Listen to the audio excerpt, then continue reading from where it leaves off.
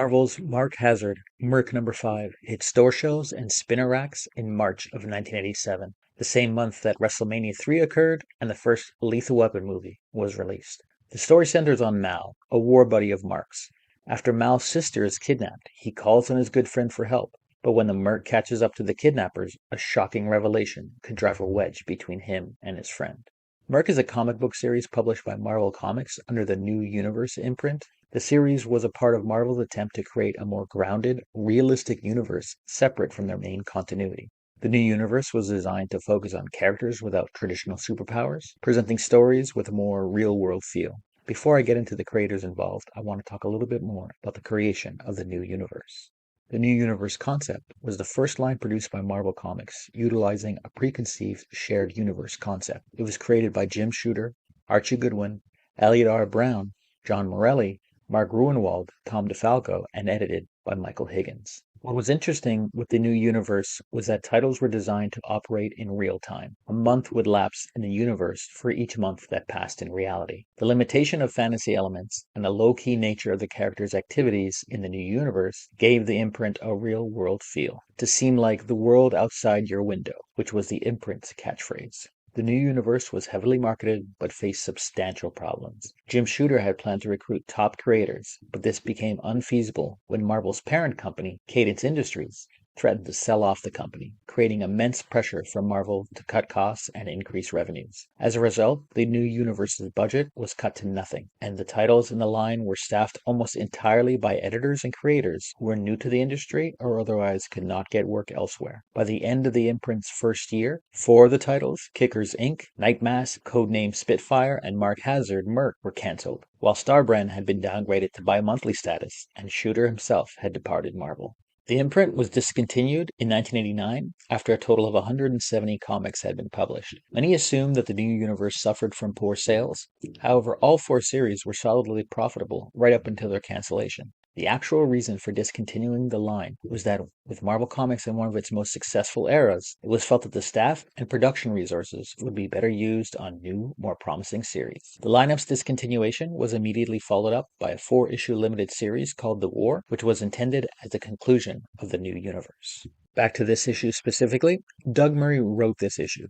Doug served as a non-commissioned officer in the Army in Vietnam during the Vietnam War. He worked at Marvel Comics from 1984 to 1991. He was the main writer on the popular 1980s comic series The Nam. Mark Beachum penciled this issue. His most notable credits include work in Web of Spider-Man, Samurai, and Vampirella. Mark shifted away from mainstream comics not long after this issue, and is now a writer, painter, publisher, photographer, and filmmaker known for his renditions of the female figure. Jack Fury inked 3 issues for Marvel, all in the new universe, MERC number 4 and 5, and Justice number 1. He's listed as colorist for Captain America 356 and Fantastic Four number 330. He was letterer on Peter Parker, The Spectacular Spider-Man 121, all between 1986 and 1989. John Wellington began at Marvel just a year prior as a comic book colorist. He worked for Marvel for almost 10 years before shifting to DC on the Detective Comics titles. Wellington is currently retired from the comic book industry and works as an independent artist.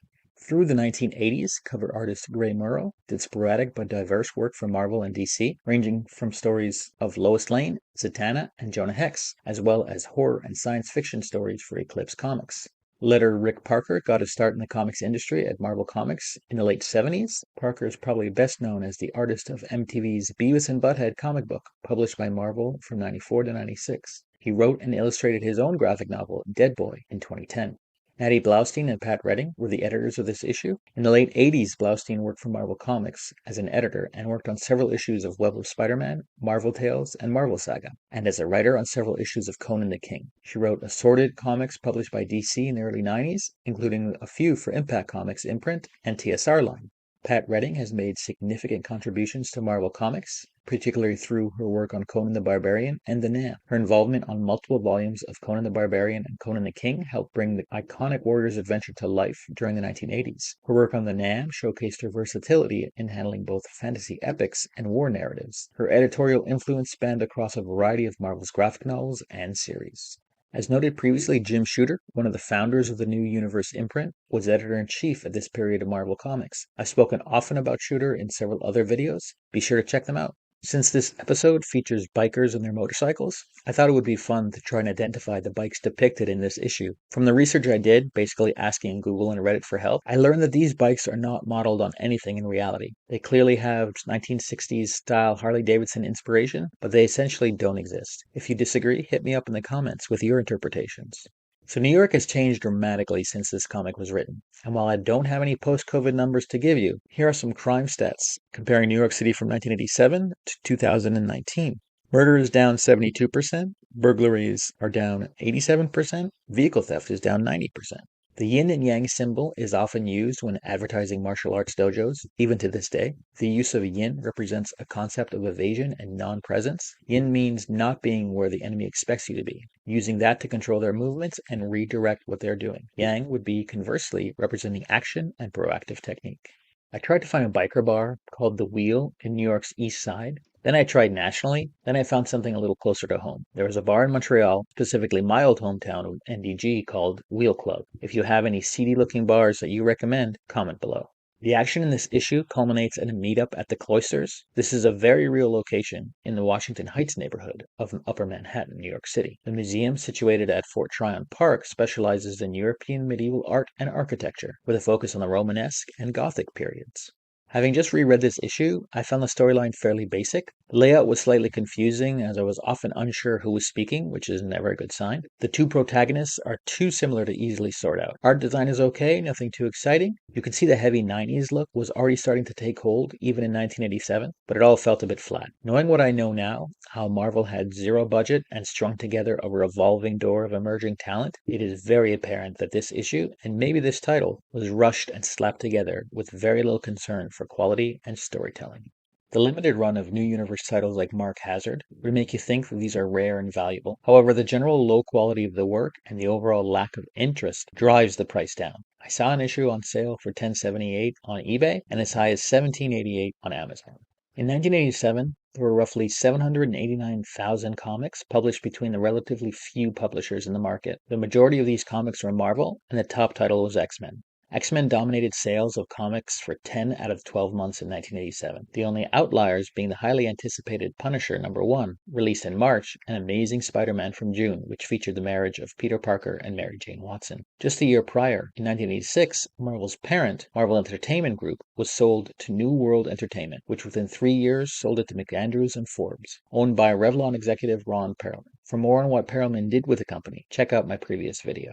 1987 was a transition year for advertising in the comic book industry. There's a distinctive difference between the old school Atlas bodybuilding and Micro Bugs ads to the large, family-friendly advertisements of M&Ms, Jolly Ranchers, and gum-filled lollipops. Marvel was advertising 2 titles from their main universe, one being the first issue of Fallen Angels, which deals with a team of fictional superhuman teenagers, a spin-off of the New Mutants. The series starred Sunspot and Warlock, along with the character Boom Boom from The X Factor, along with several additional characters, many of whom were obscure Marvel figures. It only lasted 8 issues. The other was The Nam, a war comic series detailing the U.S. war in Vietnam from the perspective of active duty soldiers involved in the conflict. As mentioned previously, it was initially written by Doug Murray and ran for 7 years beginning in 1986, which was intended to roughly parallel the events of Vietnam from 1965 to 1973. During its run, The Nam was nominated for the Best New Series category of the 1987 Jack Kirby Awards. I saw 3 amazing ads on the Atlas Body page, the first being Atlas Body in 7 days. I wish. The other promising to deliver advanced bugging equipment, telephone bugs, concrete mics, and pen bugs,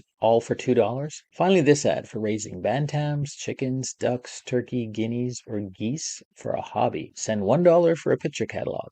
I'm almost tempted to try it out. By the way, a bantam is a small variety of fowl, usually a chicken or a duck. Marvel imprint Epic Comics advertised the Alien Legion graphic novel by Carl Potts. Alien Legion features a military unit, Force Nomad, similar to the French Foreign Legion. Within the Marvel Comics multiverse, the Alien Legion universe is designated as Earth 98140. The new universe is designated as Earth 148611, for those who are interested. Instead of finding a comic shop advertised in this issue, and there were plenty, I decided to find one as close to the east side of downtown New York as possible. If you're in Manhattan, I recommend you check out Midtown Comics Downtown, located at 64 Fulton Street, or you can check them out at midtowncomics.com. Thanks for checking out this video. If you want to see more, please hit like and subscribe. If you have suggestions for comics you want me to deep dive into, please leave a comment below. Please help and support real artists. AI is great for a lot of things, but not for creating art and replacing artists. Thank you.